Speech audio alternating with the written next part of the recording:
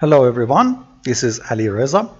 Today we will continue our job on Node Editor. If you recall in last episode, I was stuck here because I didn't have any GUIs and Unity has a very basic GUI box and we were using it. And I want to, basically first do the easier stuff and then go to the more challenging stuff. So I'll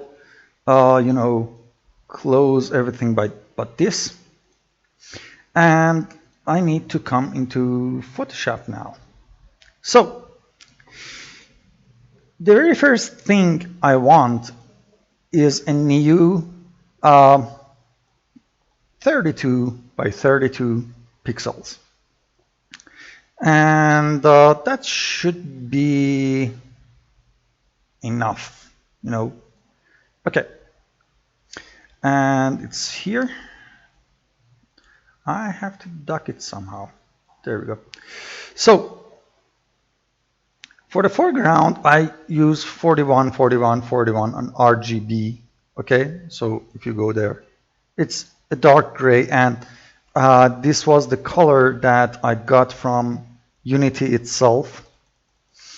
But I had a little problem with this because it was, exactly the border color, and the borders of the window would not show up. So I may make it 50, if not 500 by 50 by 50, a bit darker.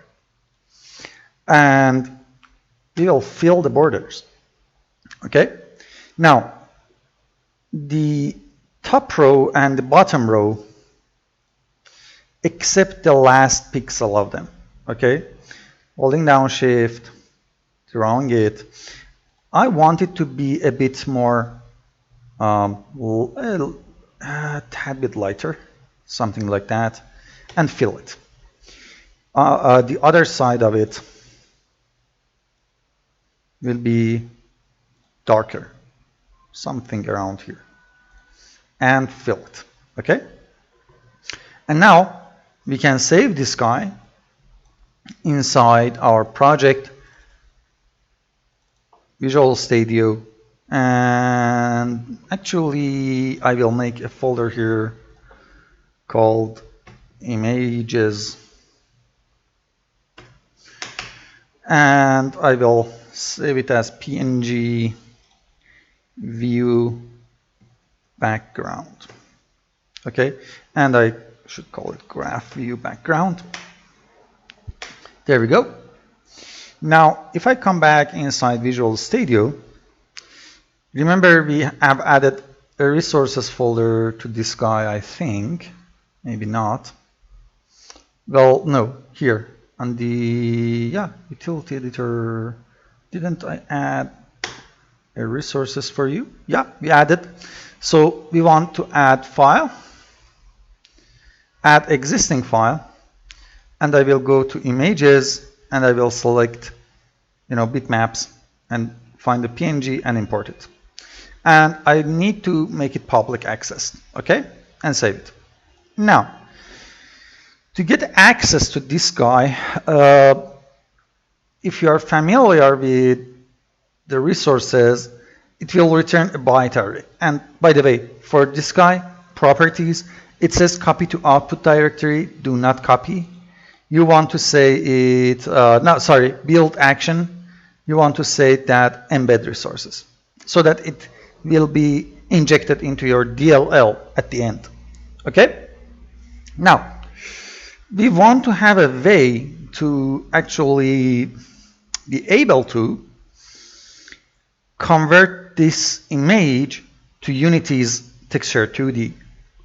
And the way to do that is that unfortunately it will return a byte array, okay?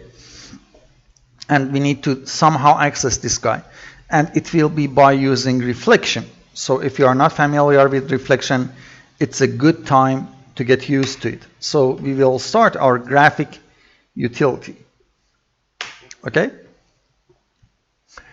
So the graphic utility will be a static class, and we will have a method here that says public static, if I can type, texture 2D,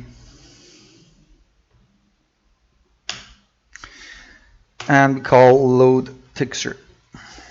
It will accept a string as name, an int as width, an int as height. But if you are familiar, I want to assign a default values to these guys. So equals to 512. Now we say texture 2D. We call it texture equals to new texture 2D of the width, the height, and RGBA 32. RGBA, where are you? Why am I not finding it? RGBA, come on. RGBA 32. And finally, the mip map to false and the linear to false. Okay? At the end of everything, we will return that texture.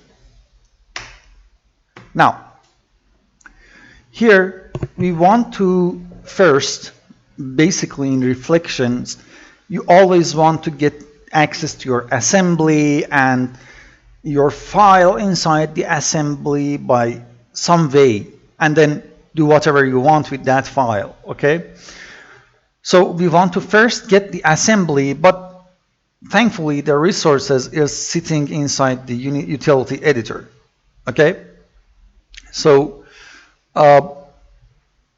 we can just access to our own assembly easily by saying assembly, and you see that it will import system.reflection, and we call it executing assembly equals to assembly.get executing assembly. This means that, hey, look inside my project, the project that this class is inside it, and get its assembly. Okay? Then we say stream in system IO, and we call it manifested resources stream equals to executing assembly dot get manifest resource stream, but now we need to access it by a name, and this should be fully qualified name, meaning that it should has the namespace and the file with the extension of the file. Now, how should I find these resources by its, namespace? Well, it's easy. If I say buzz dot utility dot editor dot properties dot resources, and that's our resources. But for some magic reason, when you are going for the resources folder, you don't need this dot properties. So you need this part, okay? Then it would be, for example, dot, and let me put it there, dot properties. Then if I put a dot, you see that we have graphic view background dot png. Okay, so this is what we want, basically, without the properties side of it. So we will put it here. We'll remove that properties thing.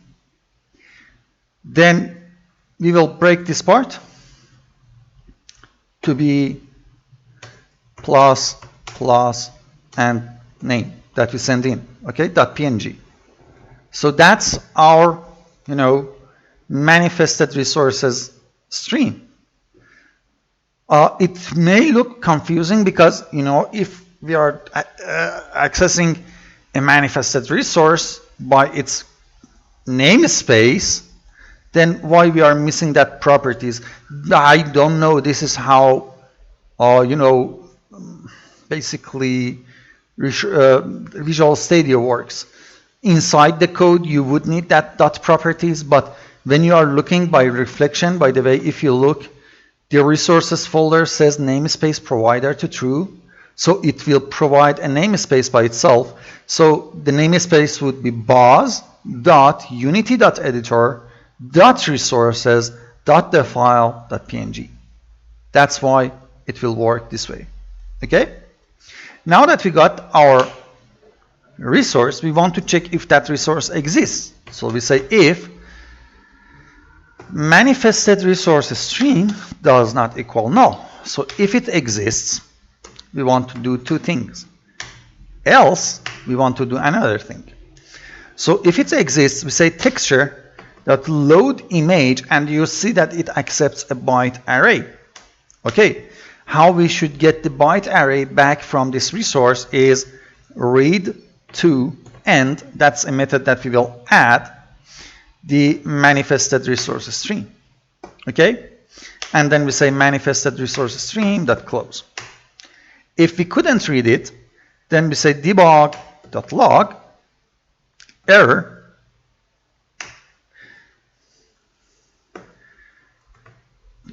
can't find bos.utility.editor.resources. Plus name plus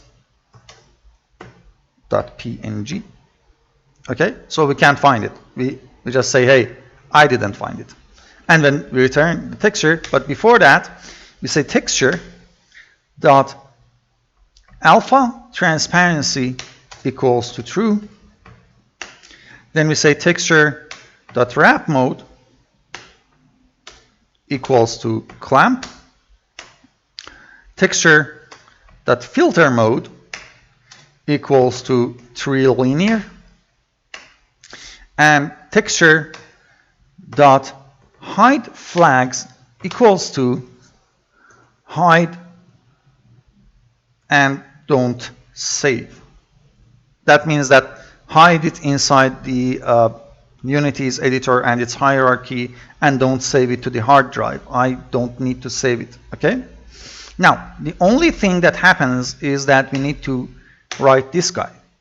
It returns a byte array, it's a string, and we call it stream.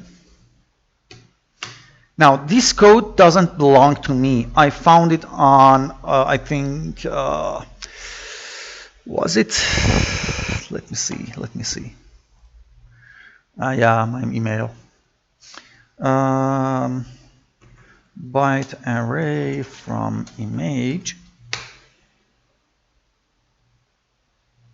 code project, or was it Stack Overflow? One of these two.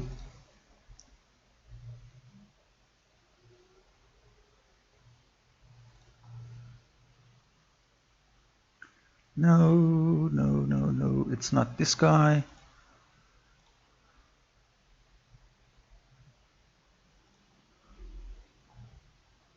I think it was in Stack Overflow, but not sure which one is that. Blah, blah, blah, blah, blah. None of these. Come on.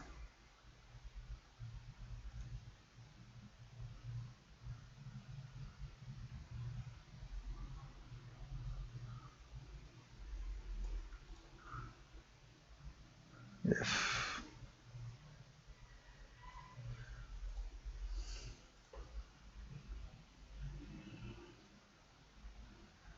No. Okay. Long story short, I found it just like that. You know, I searched and found. Wait, byte array from manifested stream. I think it was this guy.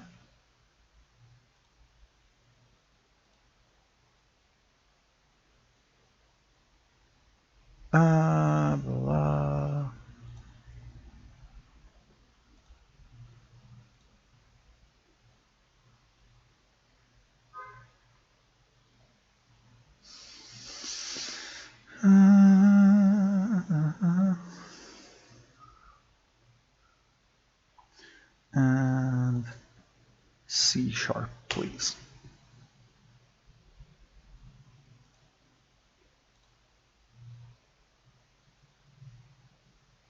It took me a few minutes to find it. I remember that, but it was so straightforward that I just copy pasted the code.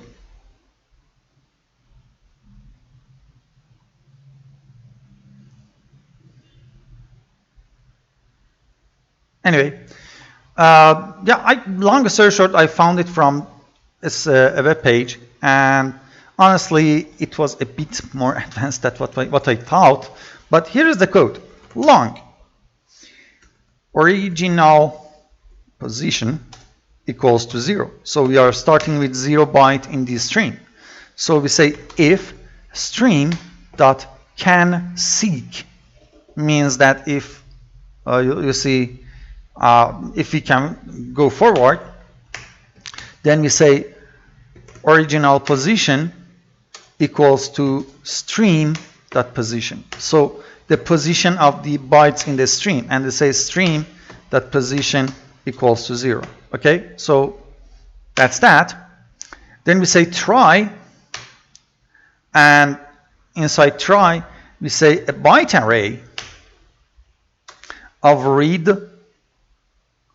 buffer equals to new byte of the size 4K, so 4096. Int total bytes read equals 0. Int bytes read. Then we say while, delete that true, and we say bytes read equals to stream dot read,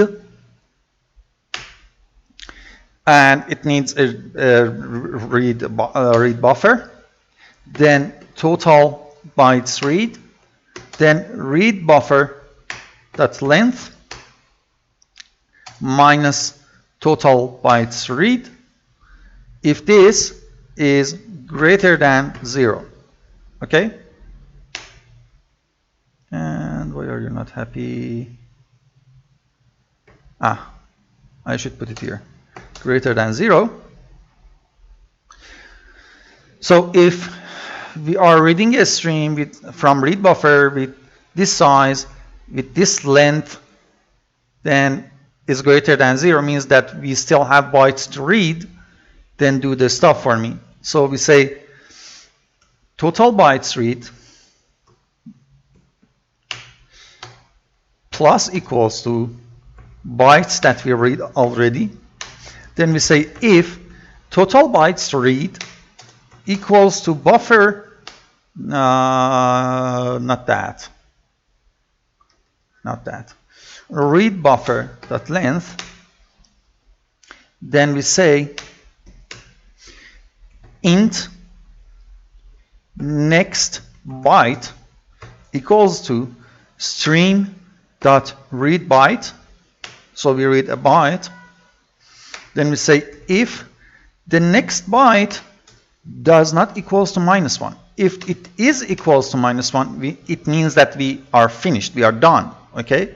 So if it's not there, then we say byte array, and we call it temp equals to new byte array of read buffer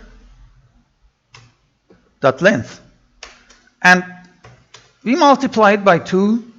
Someone argued in that stack flow that it's redundant, but the guy responded that if you want to be able to read resources by any length, then you need to do it, and I agree with him. Then we say buffer dot block copy read buffer, comma 0, comma temp, comma 0, comma read buffer dot length. Then we say buffer dot set byte on temp with the index of total bytes read, and we typecast to byte the next byte. Okay, so we copy a block Then we set the byte read on the temp in the index that starts from the bytes that we read. Then we say read buffer, equals to temp. So that's the byte that we read. And we say total bytes read plus plus. At the end of the while loop, here where is our job is done. So we say byte array, we say buffer equals to the read buffer. Then we say if read buffer dot length does not equals with total bytes read, then we have a how should I name it? We have different length in the bytes that we read and the bytes that we suspected to be there. So we need to reset, tweak this buffer somehow. And we say buffer equals to new byte array with the total bytes read. Then we say buffer dot block copy of the read buffer, start from index 0, destination is the buffer, and the 0 in the destination, the count is total bytes read. So here two different things can happen. Either the read buffer is greater in length than the total bytes read that we have, so we drop the rest of this guy and we just keep this amount of data. Or the total bytes read is greater than the read buffer, the buffer that we read. If that's the case, we will read the whole thing and we will put more zeros at the end of the array, Basically, that's what this block is doing. And at the end, we return the buffer. Okay? Now, here is a bit different try-catch system. Normally, when you are using try-catch, you want to catch the exception and, somehow tell the guy that this is the exception. We don't want that. Here we say finally. And finally means that either if the try was successful or it failed, I don't care. After that, come and do this. Remember, we have a stream that is seeking at the start. Now, we want to set the position, okay? So if this thing was working, here we want to say if stream dot can seek, if we still can go forward, then we say stream dot position equals to original position. So we set back the stream to the original position of this stream that we started at the start of the method. Start of the method. Anyway, when we started the method, we captured that stream's position. And at the end of this try, it may be different. So we say finally, if the stream was able to seek, then reset its position back so that if we want to, we can use it again. Okay? That's the whole thing it's doing. And that's our basically graph utility that now we have. So now here we can start working on our skins finally. So I will nuke this temp file system and I will put a construction on the static class referring to Nelson. The static constructor will be called the very first time you call this class. Okay, so that's a good part to say dark skin equals to get dark skin. That's a method that I will write. And light skin equals to get light skin. Okay. Now we have two methods to write. Let me start with the light one that returns a GUI skin. There we go. and then the next one, and I will cut this guy and paste it here because I won't implement the light skin. It's up to you. The same stuff will happen between the dark skin and light skin. The only difference is that the texture will be changed. So here we say GUI skin equals to scriptable object dot create instance of type GUI skin. Okay, cool. At the end we will return the skin. Skin? No, skin. Thank you. Now everything will happen between these two. So the very first thing I want is a list of GUI style, and I will call it styles equals to new list of GUI styles. Before I return the skin, however, I want to set the skin's custom styles to this guy. So we say skin dot custom styles equals to styles dot to array. The reason I'm not starting with the array and then just assigning that here is that I may come here and constantly adding style after style after style here, and I don't want to maintain that array size time and time and time again. Using a list means that I can just put more skins down, more styles down here, and be safe and happy with all of that. Cool. So at the top we say GUI style, and we call it style equals to new GUI style. But instead of doing it this way, I will use this system. It is called, I think, inline initialization, something like that. So the name equals to graph view background.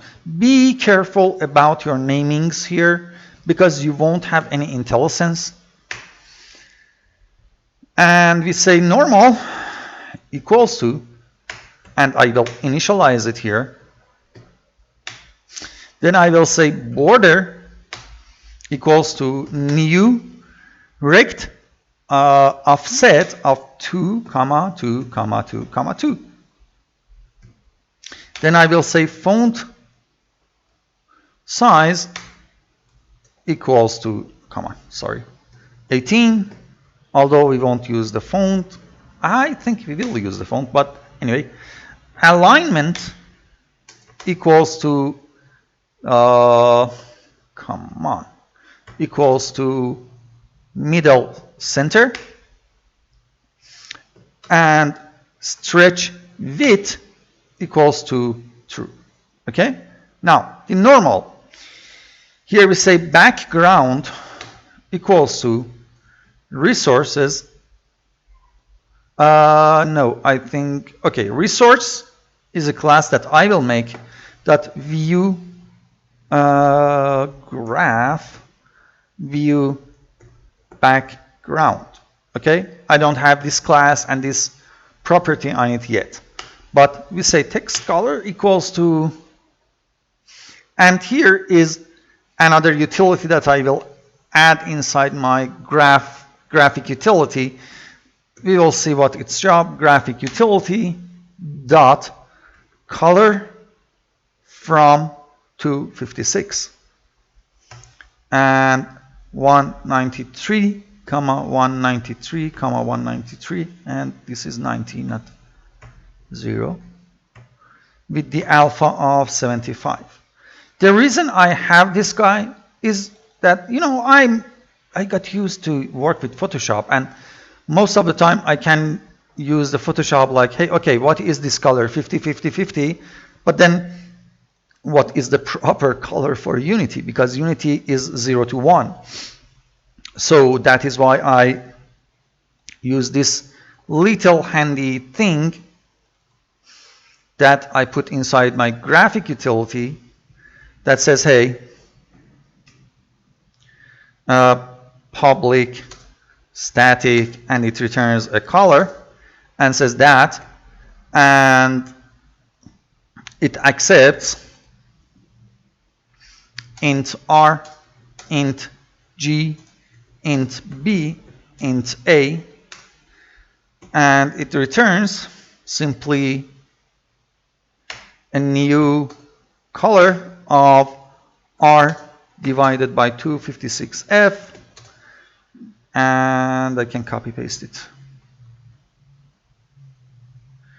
G divided by 256f b, and finally a. Okay, so I convert that integer to a proper float. You may say that, hey, you could use 255 because color is 0 to 1, and it's basically 0 to 255, and you are completely correct. And let's do it because why not? This was so that I made sure I never ever have a perfect white, because I come from a background that is from 3D community with, you know, compositing videos, blah blah blah, and yeah, whatever. So I have an override there that says, hey, I don't have alpha, so just copy it from the RGB. And I have a little utility that will help you, because I had a hard time figuring that what was here. I was using .properties and I was getting error. So I used this little handy static helper method that that puts the manifest. So I call it print manifest resources. It accepts nothing, and all it's doing, it says string array resource names equals to assembly dot get executing assembly dot get manifested resource names. Then I would say for each inside my resource names var name, I would put it inside debug.log the name, you know. And I used it and I saw that, oh yeah, he's dropping this properties part here. So that's a little handy utility that you can use. I will keep it there. And I think you will yell at me. Yeah. Okay. So that's our graphic utility. And that is how we use it inside. No, not yet. Sorry. So I have a resource. And I will put it inside common. So I will add a class called resource. Resource is a public static. I can't make, yeah, I can make statics partial. Okay. The reason I'm making it partial, because you will see that I may use it later in different positions, but I don't want it to be under editor common. I just want it to be under boss, so that any class under any namespace under boss can access this resource. Okay? That's basically what I like about it. So let me find it in my notes. I should have it somewhere. Ah, there. Okay. So the very first one that I need, and I'm done with you, is this guy, graph view background. Okay. So we say public static read only texture 2D that equals to graphic utility dot load texture. All I'm caring about the texture is its name. So graph view background.png, but remember, we don't need the .png because we added it. And the size of it is 512 by 512. Well, I don't like it. 32 by 32. That's all I want. Okay? And suddenly, we have no errors anymore. Now, if I build this solution, and let's run Unity and run our project.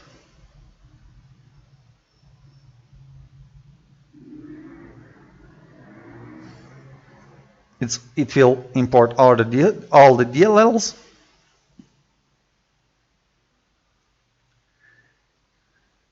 Okay, and I will open the editor and we get not implemented exception. Yes, I totally forgot about that part. Derp. Yeah, basically this part. That's what throwing the exception. So all I will do is just create a dummy, stuff there and return that.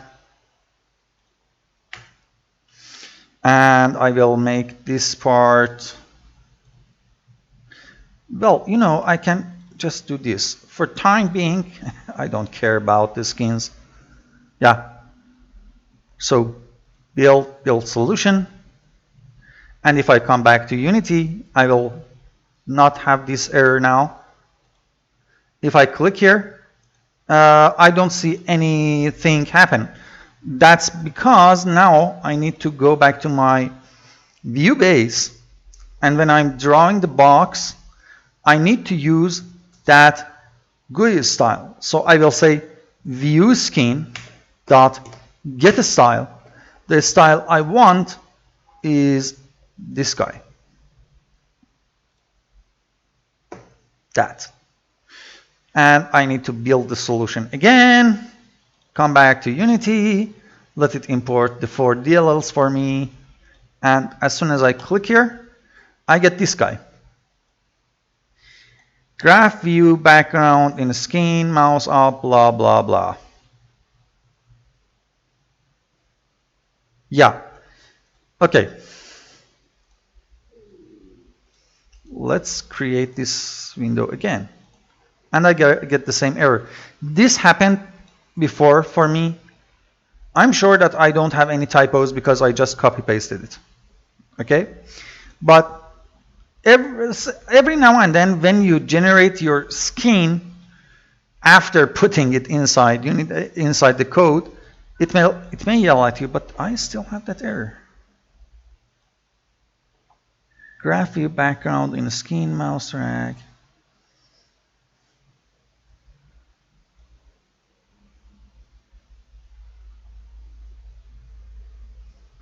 Line 48, line 43.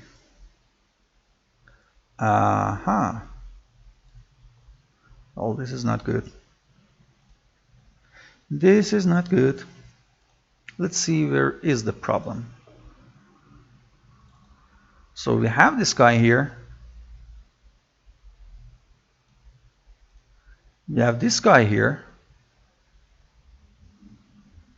We are getting the dark skin.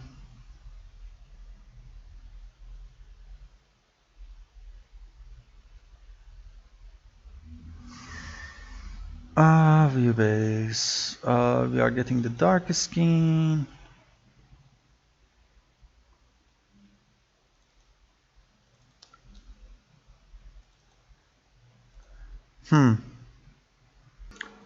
Oh, you know what happened? I have this style. I didn't add it to the list. So styles. Derp. Dot add our style. Derp. Build solution. Derpy, derpy, derp. So, and there we go.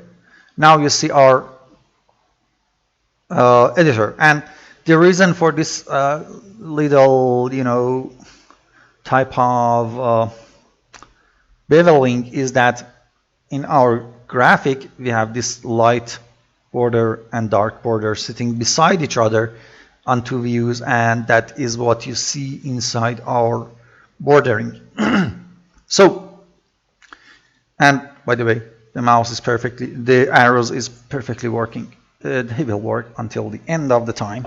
So that is our GUI style for the borders. Okay. Now I want one thing, and you know, when I had this code on base view, if you look, I have a view title, and I have this constructor, and basically I can call myself calling this with string dot empty, and I think it's like this, a string dot empty, and whatever. No, whatever. Go back. I'm thinking about Java. Okay, anyway, I have this, you know, scheme, the title. So here, when I'm drawing this guy, I can say view title. But when I'm defining my views inside here, I can call, you know, base view, and I will have a constructor that has nothing in it. And where, you know, yeah, sorry, this guy, okay. And here I will call the base with the string that has nothing. Come on, how would I call that? Base with nothing. There we go. Okay, so it means that for the help view, I don't have any title. So I will copy it. For properties view, I will do the same. So alt insert constructor, this one, and paste. For the status view, I will do the same. Alt insert constructor, this one, and paste. For toolbar, I will do the same. Control Z, constructor, that, and the same. For work view, however, I will say that, and I will say work view. Okay? And if I build it now, coming back to Unity and run my node, you see that I have that work view thingy here. Okay? Now, that's it. So that if you want to, you can put these type of things here and there and there and in status view. But you know, I have a virtual void update view. So public override, and I have this update view that is calling the base. But before calling the base, I can say if current graph does not equals to null, then I want to set our view title to be equals to, for example, graph. Okay? So I can just say that, hey, change my view title and then update the view. And that would cause to see, instead of work view, another name. Now, this work view is too small for my test. And in my notes, I had different styles for different parts, different sections.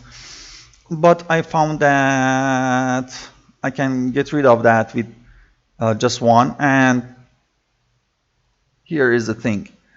Inside my GUI styles, if I change back this guy to 72 and build, and coming back, let it import these guys, and you see that it becomes big and nice.